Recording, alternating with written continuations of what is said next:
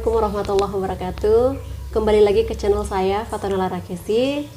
Jadi kali ini saya akan memberikan bocoran tentang 10 istilah-istilah yang paling sering digunakan di rumah sakit. Tentunya informasi-informasi ini akan sangat bermanfaat bagi teman-teman yang sebentar lagi akan turun praktek di rumah sakit, ataupun bagi teman-teman yang sebentar lagi akan melanjutkan pendidikan profesi nurse. Sebenarnya istilah-istilah ini dalam bentuk kalimat perintah sih, perintah seorang perawat senior kepada mahasiswa yang praktek. Jadi tentunya kita sebagai mahasiswa yang baru terpapar dengan lingkungan rumah sakit, ataupun mungkin yang emang udah beberapa sering terpapar dengan lingkungan rumah sakit, namun ada beberapa istilah-istilah yang kadang-kadang kita juga tuh nggak ngerti gitu maksud si perawat senior ini apa. Semoga video ini bisa sedikit membantu teman-teman dalam mempersiapkan praktek lapangannya nanti. Oh ya, sebelum next ke videonya, ada baiknya teman-teman semua yang sedang nonton channel ini untuk diklik subscribe-nya dulu, kemudian like sebagai bentuk apresiasi biar akunya lebih semangat lagi dalam membuat konten-konten yang insya Allah sangat bermanfaat ini. Untuk konten patofisiologi insya Allah minggu depan. Dan kalau misalkan ada dari teman-teman yang mau request, mau dibikinin konten patofisiologi tentang penyakit apa, silakan ditulis di kolom komentar di bawah ya. Oke, let's see the video.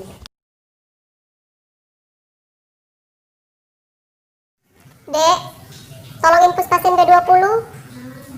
Dek, tolong infus pasien HBsAg.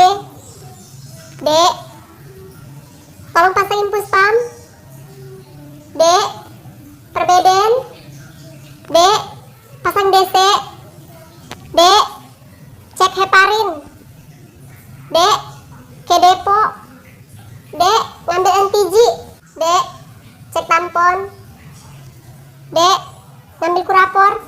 Oke, jadi saya akan menjelaskan satu persatu dari ke-10 istilah-istilah tadi. Nah, yang pertama dan yang kedua kan ada pasien B20 dan HBsAg. Nah, sebenarnya B20 ini dia itu istilah-istilah untuk pasien-pasien yang sudah positif HIV/AIDS.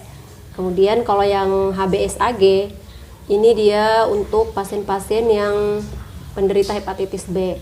Karena biasanya kan kedua pasien ini kenapa nggak disebutin penyakitnya?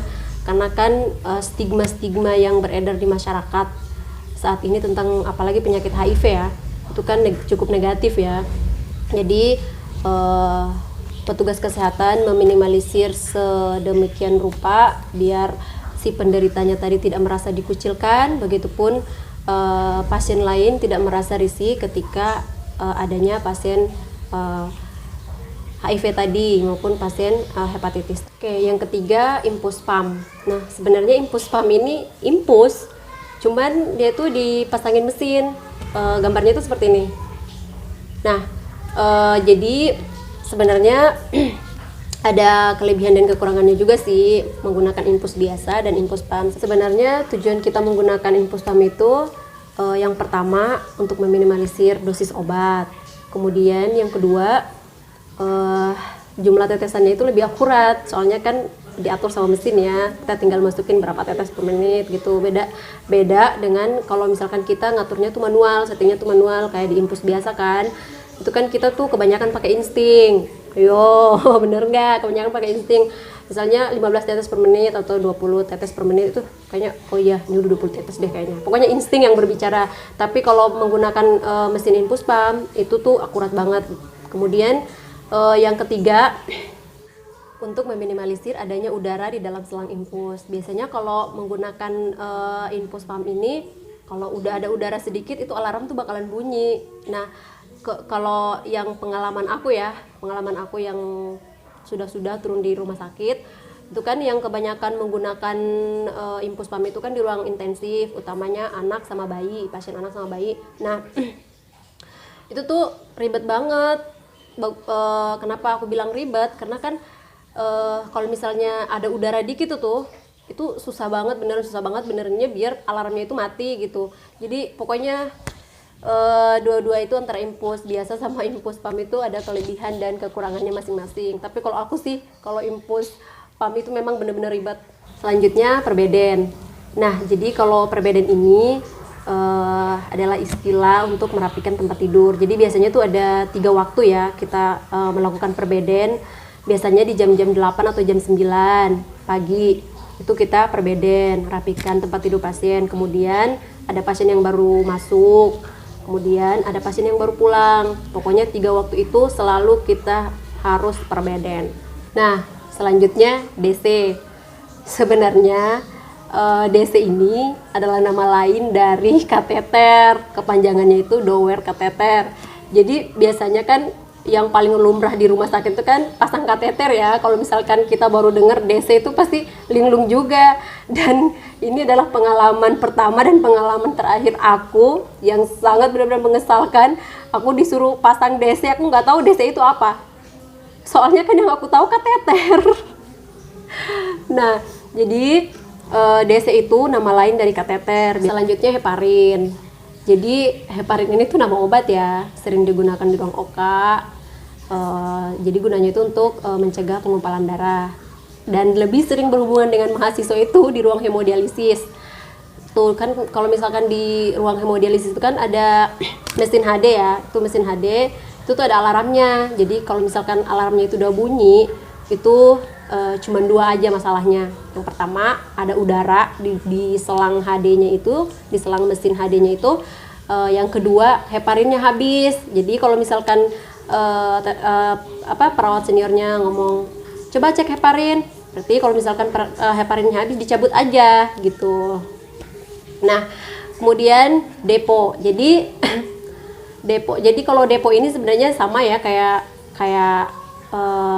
apotek gitu. Tapi kalau misalkan di rumah sakit itu umumnya kalau pada rumah sakit yang bintang 5 ya, yang paripurna, itu tuh semua ruangan tuh pasti ada deponya. Ruangan rawat inap ataupun ruangan UGD itu tuh ada deponya. Dan ada juga satu bangunan khusus itu tuh untuk emang pusat obat-obatan. Disitulah yang istilahnya apotek sentral lah di situ. Jadi sering disebut depo farmasi. Nah, kalau di ruang rawat inap itu tuh ada deponya juga, cuman sering disebut dengan dispensing obat. Jadi itu kalau seperti yang sudah saya bilang tadi, kalau misalkan di rumah-rumah sakit paripurna itu beda ya sama rumah sakit swasta. Kalau rumah sakit swasta kan dia tuh nggak semua juga sih, cuman kebanyakan nggak punya ruang dispensing obat. Nah, itu biasanya obat-obat pasien itu disimpan aja di ruangan tidur pasien. Nah, kalau sedangkan pada rumah sakit yang udah paripurna itu tuh harus ada ruang dispensingnya, tempat penyimpanan obatnya. Jadi kalau misalkan perawat nyuruh ini ke dispensing, itu berarti ke depo yang ada di situ. Nah, kalau di UGD ruang dispensing obatnya itu disebut depo. Jadi biasanya kalau kita dinas di ruang IGD itu, kalau disuruh sama kakak senior, perawat senior ke depo, berarti itu kita ke ruang dispensing obat yang ada di situ di IGD. Nah, kemudian selanjutnya NTG. NTG ini sebenarnya nama obat juga ya, nitrogliserin, cuman kalau di rumah sakit kan lebih singkat NTG ya, NTG. Jadi kalau disuruh ngambil obat NTG berarti itu obat nitrogliserin. Nah, selanjutnya cek tampon. Jadi sebenarnya ini tuh istilah-istilah kebidanan ya, tapi kita juga harus tahu, kan kita pelajari juga ilmunya.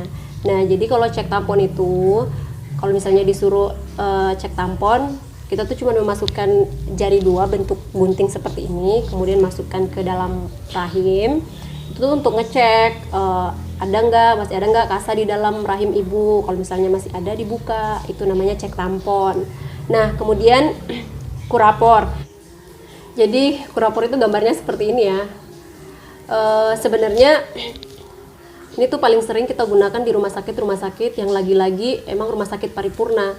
Nah, kalau di rumah sakit paripurna itu kita tuh kalau ngimpus nggak lagi pakai plester, semuanya tuh udah pakai kurapor. Jadi kurapor itu tuh cuma satu ya, di fiksasi di bagian lengan itu tuh udah sangat kuat banget. Jadi udah nggak repot-repot buat gunting-gunting plester lagi. Jadi kurapor itu untuk memfiksasi selang infus.